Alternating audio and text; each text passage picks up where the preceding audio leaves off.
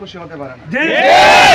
পৃথিবীর সব খুশি ছিল, একজন বেজার ছিল, এটা ইবলিস। আমরা ইবলিসের দলে নাই, আমরা আবু বকরের দলে আছি, ওমরের দলে আছি, উসমানের দলে আছি, মওলা আলী রাদিয়াল্লাহু আনহুর দলে আছি।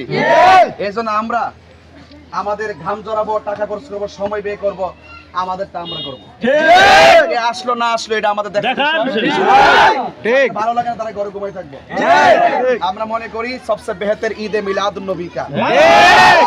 আজকের এই প্রোগ্রামে আমি দায়িত্বহীন কণ্ঠে শুধু এতটুকুই বলবো, আমাদের সুন্নিদের বিরুদ্ধে ষড়যন্ত্র শুরু হয়েছে, এই ষড়যন্ত্রকে রুখে দিতে হবে। অনেকেই মাজার ভাঙা শুরু করছে। এই দেশে ইসলাম আনছে আল্লাহর ওলিরা, এই দেশে ইসলাম কে আনছে?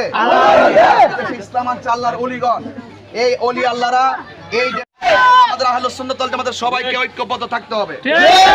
প্রত্যেক এলাকায় এলাকায় দুর্গ গড়ে তুলতে হবে, মাজারকে সুরক্ষার জন্য প্রতিরোধ কমিটি করতে হবে, এবং আমাদের সুন্নি জামাতের ভাগাভাগি বাদ দিয়ে, দলাদলি বাদ দিয়ে সবাই ঐক্যবদ্ধ, যার যার পীর, যার যার সুন্নিয়ত সবার, ঠিক কি না?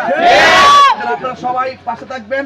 যেই কোনো মুহূর্তে আপনারা জানেন আজকে ঢাকার গোলাপ শাহর মাজার মাজার ভাঙ্গার ঘোষণা দিয়েছিল, কিন্তু আমরা আহলুস সুন্নাত ওয়াল জামাতের যে কর্মীবৃন্দ আছেন রাত্র থেকে এই পর্যন্ত এখনো সেই মাজার সুন্নিদের দখলে আছে। বাহিনী আমাদেরকে সাহায্য করছেন, আমাদেরকে প্রোটেক্ট দিচ্ছেন। এই জন্য দিন শেষে সুন্নিদের বিজয় হবে ইনশাআল্লাহ। সবাই ভালো থাকবেন।